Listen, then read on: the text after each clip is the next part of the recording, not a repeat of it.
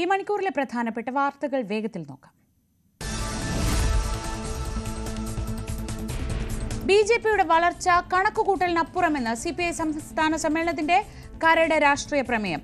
അധികാരം ഉപയോഗിച്ച് സമഗ്ര മേഖലയിലും ബിജെപി കടന്നുകയറി. ബിജെപിക്കെതിരെ വേണ്ടത് വിശാല ഇടതുപക്ഷ ഐക്യമെന്നും അത് തന്ത്രപരമായ അനിവാര്യതയെന്നും പ്രമേയത്തിൽ.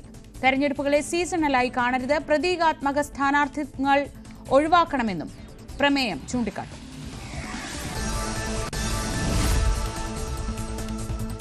റെക്കോർഡ് ഭേദിച്ച് സ്വർണ്ണവില. ഒരു പവൻ സ്വർണത്തിന്റെ വില 81,040 രൂപ, പവന് 160 രൂപയാണ് ഇന്ന് കൂടിയത്. 1 ഗ്രാമിന് 10,130 രൂപയാണ് ഇന്നത്തെ വില.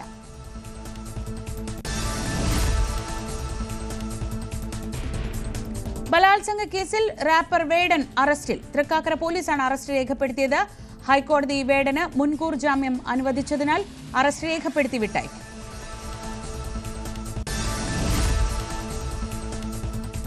പ്ലാസ്റ്റിക് കുപ്പികളിൽ വിൽക്കുന്ന മദ്യത്തിന് 20 രൂപ കൂട്ടി. ബോട്ടിൽ തിരിച്ചേൽപ്പിക്കുമ്പോൾ പണം തിരികെ ലഭിക്കുന്ന രീതിയിലാണ് പരിഷ്കാരം.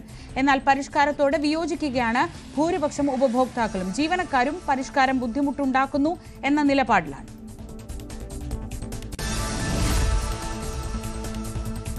തൃശൂർ പാലിയേക്കരയിൽ ടോൾ പിരിവ് മരവിപ്പിച്ച നടപടി ഹൈക്കോടതി നീട്ടി. തിങ്കളാഴ്ച വരെയാണ് നടപടി നീട്ടിയത്.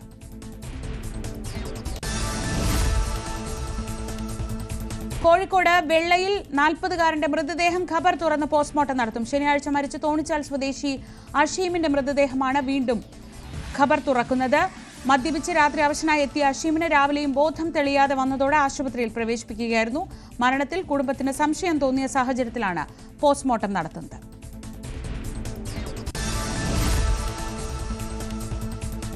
കാന്താര 2-ന് കേരളത്തിൽ വിലക്കേർപ്പെടുത്തി ഫിയോക്. കൂടുതൽ തിയേറ്റർ വിഹിതം ആവശ്യപ്പെട്ടതിനാൽ ചിത്രം പ്രദർശിപ്പിക്കില്ല എന്ന നിലപാടിലാണ് തിയേറ്റർ ഉടമകൾ. കളക്ഷൻ തുകയുടെ 55% 2 ആഴ്ചത്തേക്ക് വേണമെന്ന വിതരണക്കാരുടെ ആവശ്യം അംഗീകരിക്കാനാവില്ലെന്ന നിലപാടിൽ തിയേറ്റർ ഉടമകൾ. കേരളത്തിൽ ചിത്രം വിതരണത്തിനെത്തിക്കുന്നത് പൃഥ്വിരാജ് പ്രൊഡക്ഷനും ലിസ്റ്റിൻ സ്റ്റീഫനും ചേർന്ന്.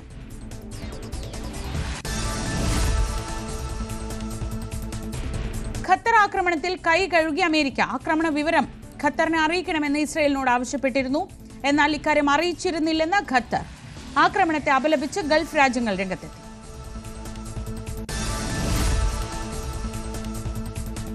ജൻസി പ്രക്ഷോഭം തുടർന്ന നേപ്പാളിൽ സമാധാന ശ്രമങ്ങളോട് സഹകരിക്കണമെന്ന സൈന്യം.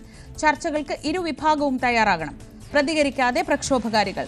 കലാപത്തെ ഇന്ത്യ അപലപിച്ചു. സ്ഥിതികൾ വിലയിരുത്തി മന്ത്രിസഭാ സമിതി.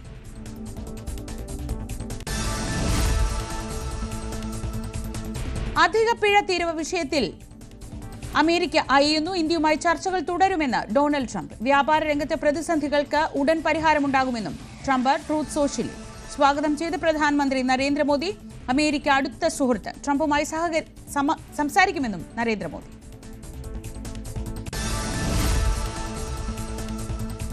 ഉപരാഷ്ട്രപതി തെരഞ്ഞെടുപ്പിലെ വോട്ട് ചോർച്ചയിൽ ഇന്ത്യ സഖ്യത്തിൽ അതൃപ്തി. മഹാരാഷ്ട്രയിൽ നിന്നടക്കം വോട്ട് ചോർന്നതായി വിലയിരുത്തൽ. ചെറു പാർട്ടികളെ സർക്കാർ സ്വാധീനിച്ചു. എംപിമാർ മനഃപൂർവ്വം വോട്ട് അസാധുവാക്കിയെന്നും വിലയിരുത്തൽ.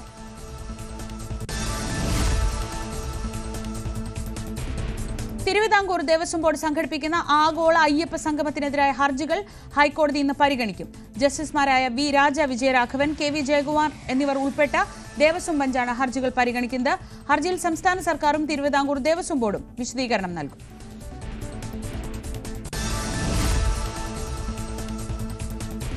കോഴിക്കോട് തിരുവമ്പാടിയിലും ഇരട്ട വോട്ട് ആരോപണം. തിരുവമ്പാടി MLA ലിൻഡോ ജോസഫിന്റെ ഭാര്യ അനുഷയ്ക്ക് 2 വോട്ടുണ്ടെന്ന് കോൺഗ്രസ്. പുതുതായി ചേർക്കപ്പെട്ട ലിസ്റ്റിലാണ് ക്രമക്കേട് എന്ന് യൂത്ത് കോൺഗ്രസ് നേതാവ് അഡ്വക്കേറ്റ് മുഹമ്മദ് ദിശാൽ.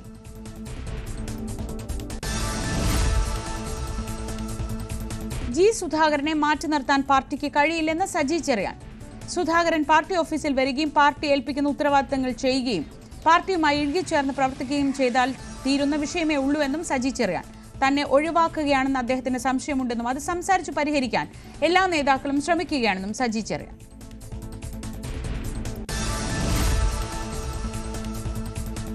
ഏഷ്യ കപ്പിൽ ഇന്ത്യ ഇന്നിറങ്ങുന്നു. UAE-ക്കെതിരായ മത്സരം രാത്രി 8 മണിക്കാണ്. സഞ്ജു ടീമിൽ ഇടം പിടിക്കുമോ എന്ന ആകാംക്ഷയിൽ ആരാധകർ.